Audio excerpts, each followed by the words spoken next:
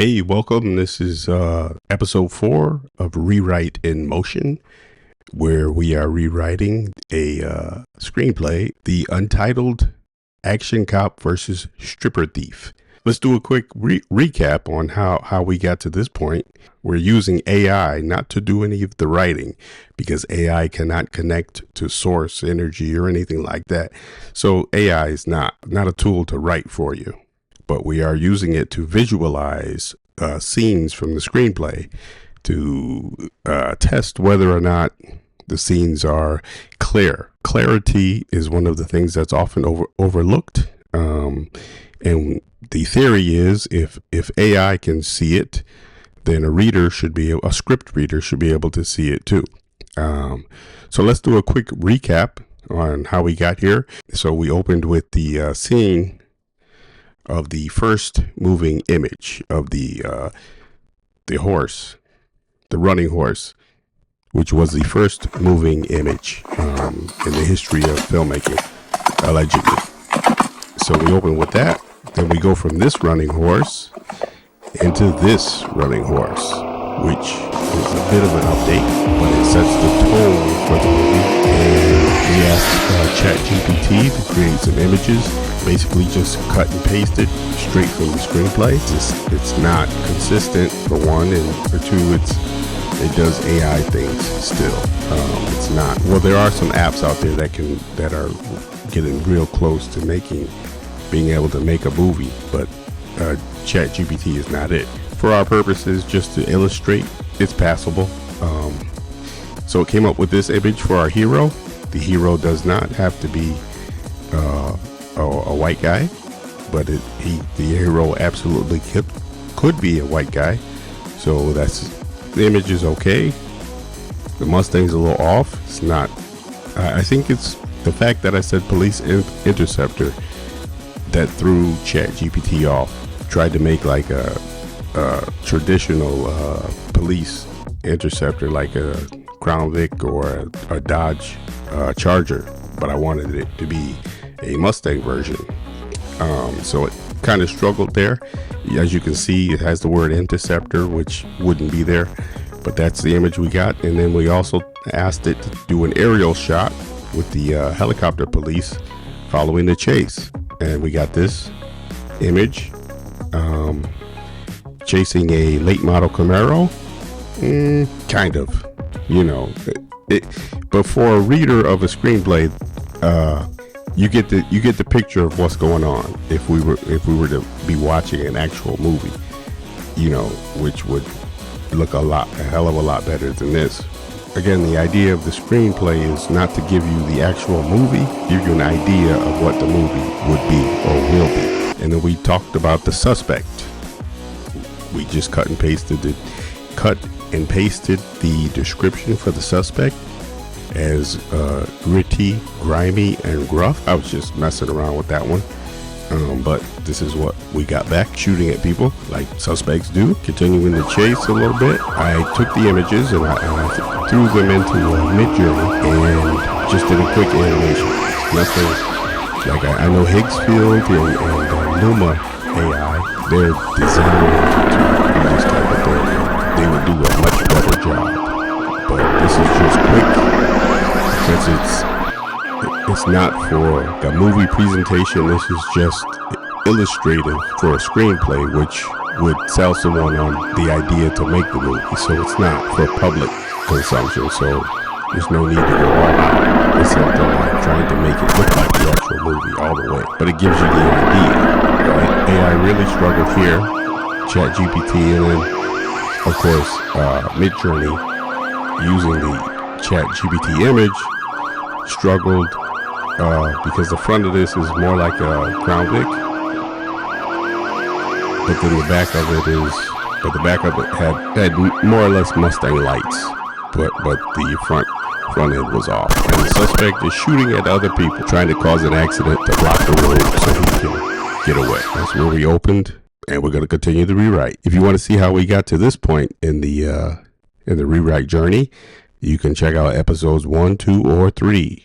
So let's continue with episode 4. So it's key or crucial, I'm underlining, that he drops his pistol, because we need that for a later aspect of the plot when he needs the gun and doesn't have it.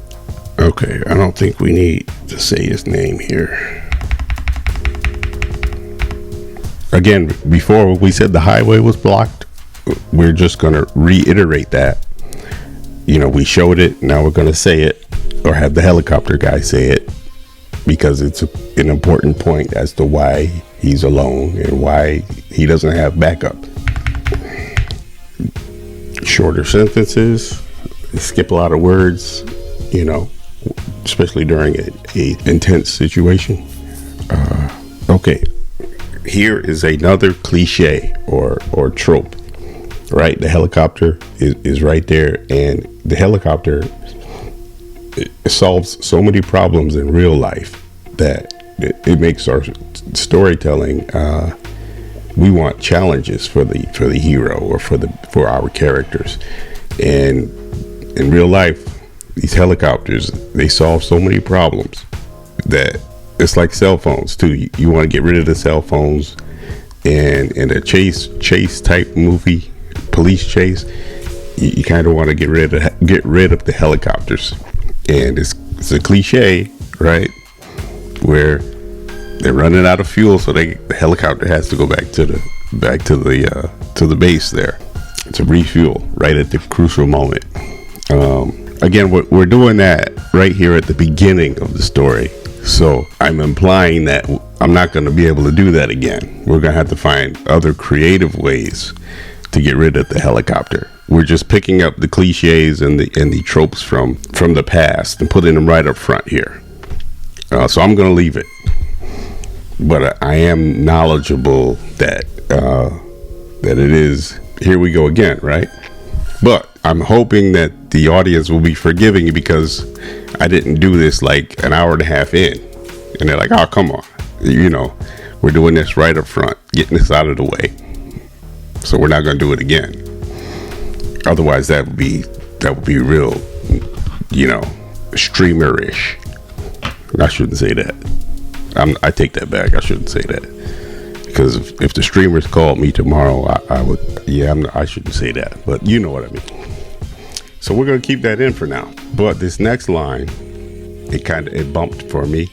You know, it's kind of jokey, but we really haven't been with these characters long enough to have it be kind of jokey. It's kind of cringy. You know, it's not a great line. So, you know, most people would never let you see their script when it's not really ready to be seen. But we're gonna trash this line.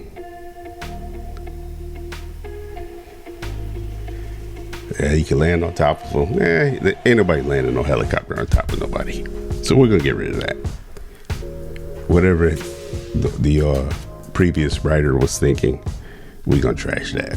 Okay, they're speaking to his character like he's the crazy one. We don't need to state that, because we can see all this stuff. We're taking away from when we see him do something crazy.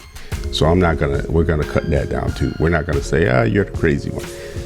But it's a good placeholder for times like now when we're going back over. So thank you, previous writer, for leaving that, but no thank you.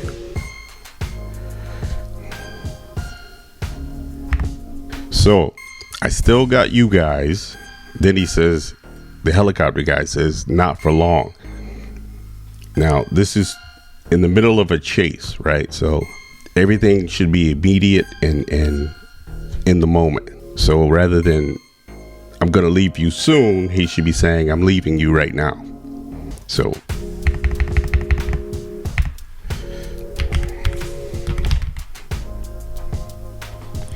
still got you guys, not anymore. And the classic cliche, we are running on fumes.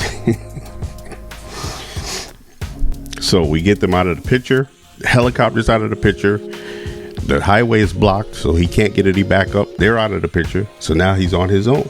You see how we're making it seem like it's inevitable, but it's all planned. Well, obviously, when it plays at full speed and stuff, it just seems inevitable, right? Hopefully, let's make these consistent. But we do have to combine these lines. because we can't have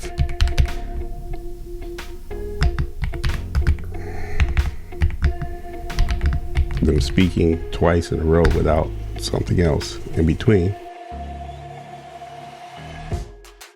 If I don't mention his name once, then how are we gonna know his last name? His name is Goodspeed.